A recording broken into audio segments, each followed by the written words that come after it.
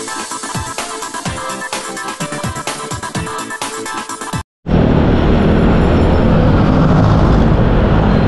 shoutout kay Totoy, yung tumulong sa atin mag-start ng motor ni Akleng. Kapatid siya ni Kasadigman TV. Yan, siya yung OFW po natin kaibigan na si Maring Manny Ganotisi. Ay, Manny Ganotisi, tama. Yan, Kasadigman TV, shoutout sa'yo pare.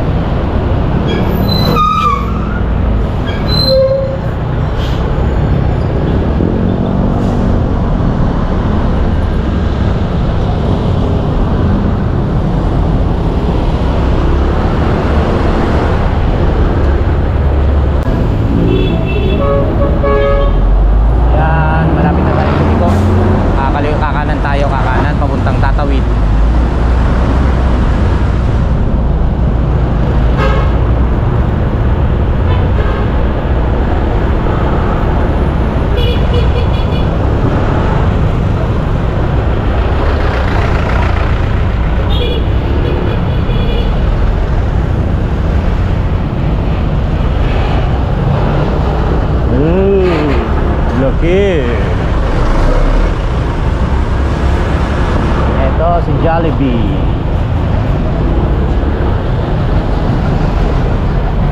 Ayan na, tatawid na.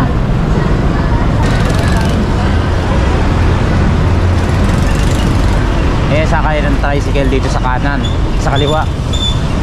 Kung ikaw ay magta-tricycle papuntang Tatawid.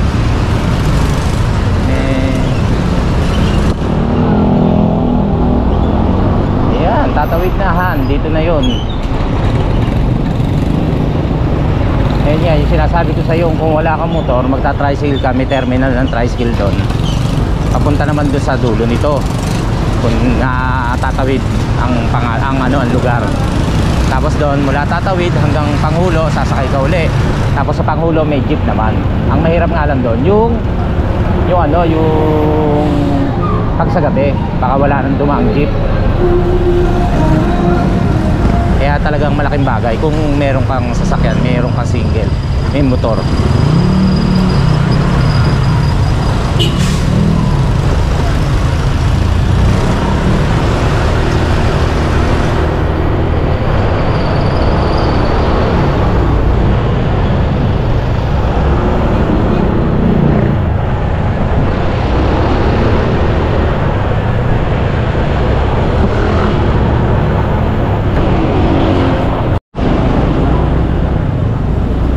Governor Santiago Drive pala tong skinit. Ano to? Itong highway na to.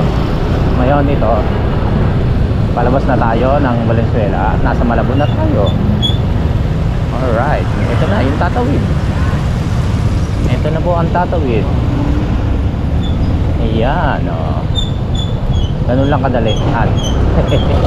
May mga tricycle dito kung wala pa tayong motor. Kaya nga lang talagang mag-ano ka ng oras, lalaan ka ng oras kasi siyempre yung biyahe.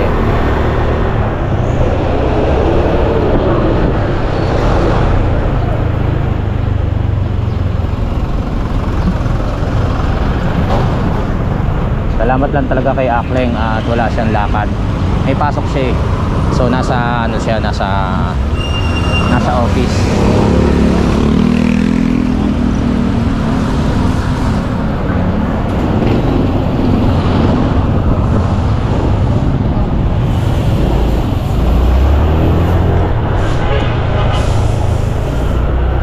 Ayun, dito naman yung terminal din ng papunta roon sa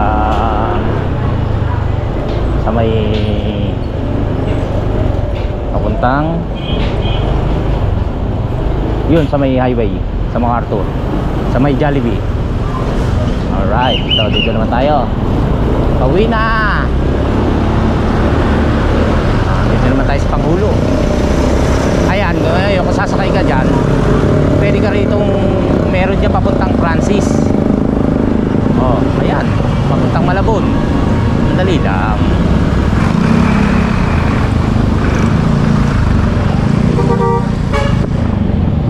Hindi, ito kasi yung dati kong sinasakyan.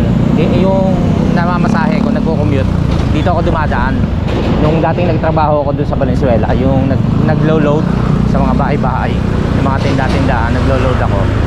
Dito ako dumadaan. Kaya medyo kabisado ko, kaya nga ay medyo kabisado. Tama ba? Yun nga lang sa tagal na medyo nangapapa ako. Tapos yung itinuro ni Gaby, doon kasi siya dinadaan ng kapatid niya. Bira-bira ako madaanan nyo, kaya nagtatanong pa ako sa kanya kanina.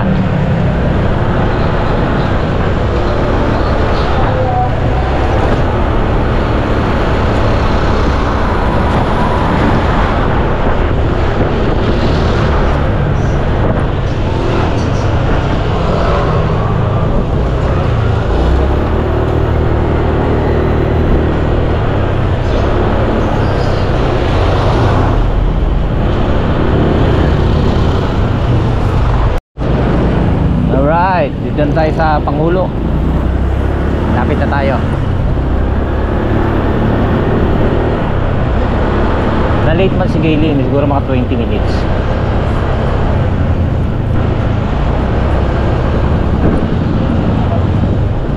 Kasi hindi ko rin, siyempre, hindi mo rin matitiis na mamasahe na lang. Ganun. Alam naman natin, alam ko na hindi niya kabisado yung daan. Eh siyempre naaawa rin ako.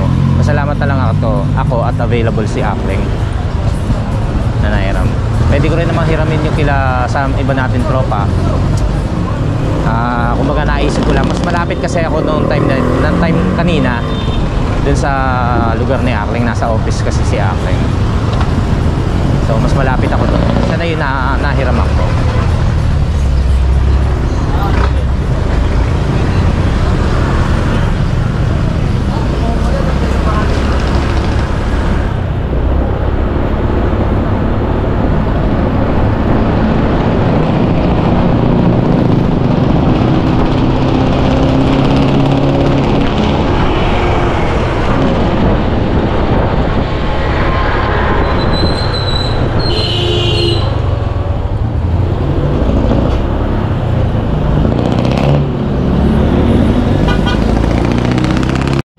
Nagbi-blink na yung gasolina ni Akling. Dapat magpagas na tayo. Ako hindi tayo nakakita ng mapagagas doon kanina eh. Ay meron ako nakita, kaya lang hindi na ako nahinto dahil akala ko meron dito. Tapos sana umabot tayo doon sa may bandang Hulong Duhat. Kaya naman siguro.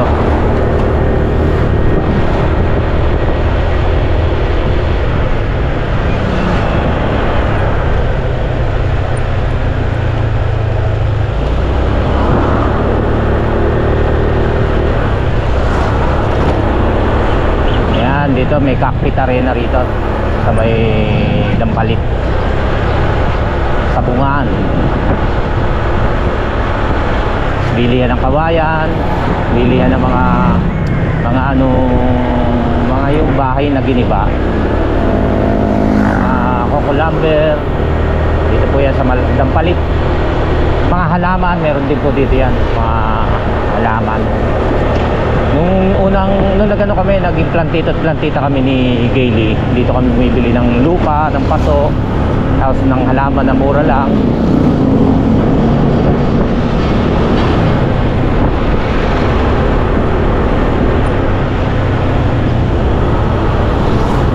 Ay mga kachokora, nakalak yung helmet natin ha.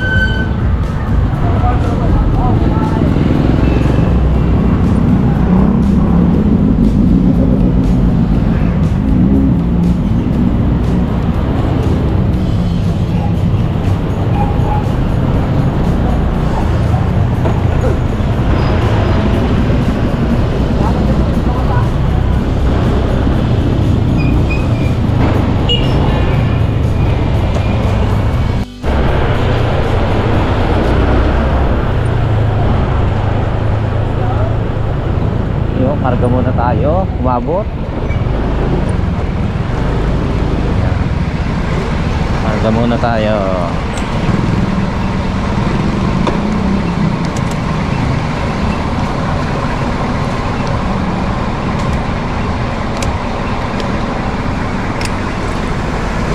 Nakapagkarga na tayo. Uwi na tayo. Ngayon, kala ko tatawagan ko na naman si Akling. Ayaw na namang mag-start. Ang hirap nito palang kilis. Buti naman at mga hindi naman nagtagal. So ito, pauwi na tayo.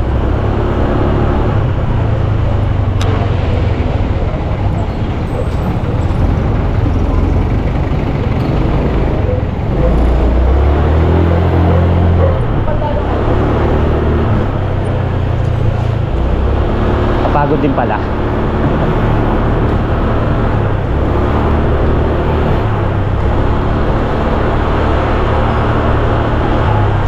Alright, lapit na. Okay, another traffic.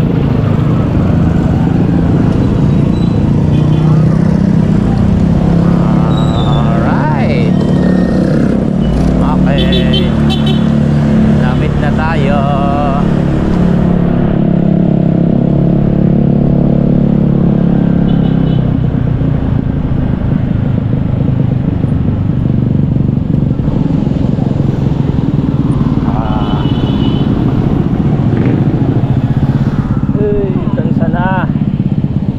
Sa office, soli na natin itong motor, tapos kunin ko yung motor ko, motor ni Kaylee pala.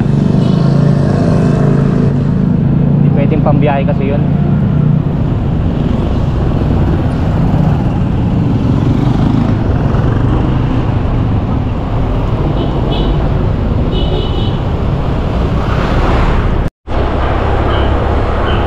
Hey,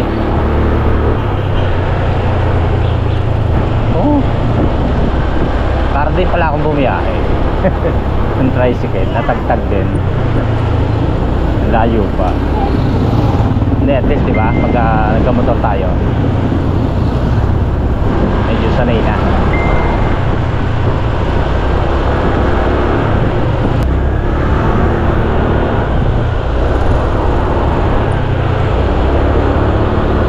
Alas 11 na po.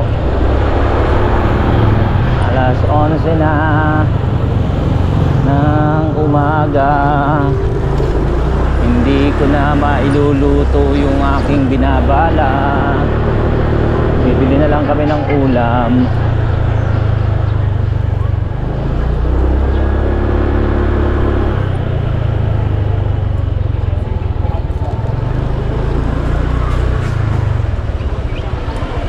Okay. Leng! Leng, maraming salamat. Ang hirap buksan pagka ano, yung yung gasolina. Hindi ko na mapag-start. Hindi ko siya mapag-start pagka ano, kapag yung gasolina di ba? Bubuksan ko yung gasolina. Sige, buksan mo. Hindi, bubuksan mo yung yung gasolina. Oo. Oh. Yan, bukas na. Sasara mo na. Sara na. Sara. Oh. I-start ko. Ayaw na. Oh, nahihirap. Ang hirap. Pinipindot pala ron. Kaya doon ako nagtagal eh. Oh, thank you. Salamat kay Akling, kay parang Akling sa pagpapahiram ng motor. Yun, uwi na ako at baka gutom na yung aking dalawang anak. Let's go.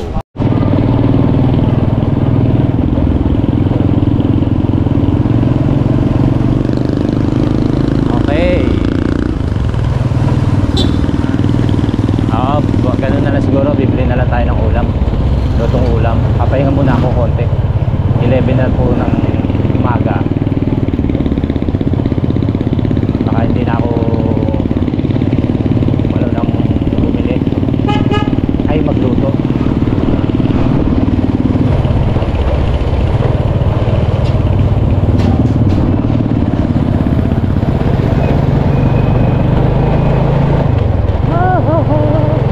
Alright.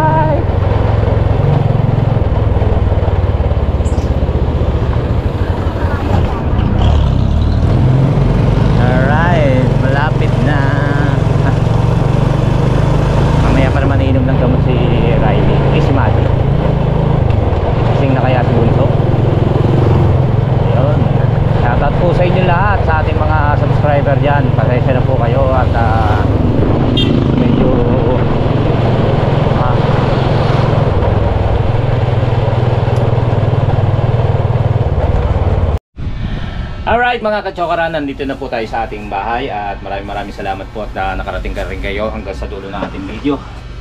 Ayun nga, si Riley gising na at ito po si Maddie nakahiga. Hindi ko na po kayo pakikita sa inyo. Yun, shoutout po sa inyo lahat, sa ating mga OFW, sa ating mga silent viewers, sa ating mga katsokarans, Team Kapanalig, sa Word Fam, lahat po na mga sumusuporta at tumatangkilik po sa ating vlog. Maraming salamat pong maraming salamat po sa inyong lahat at naway wag po kayo magsasawang sumuporta at manood palagi ng ating vlog. Papahinga po muna ako hanggang sa muli po nating pagsasama-sama. Mahal ko po kayo. Tara!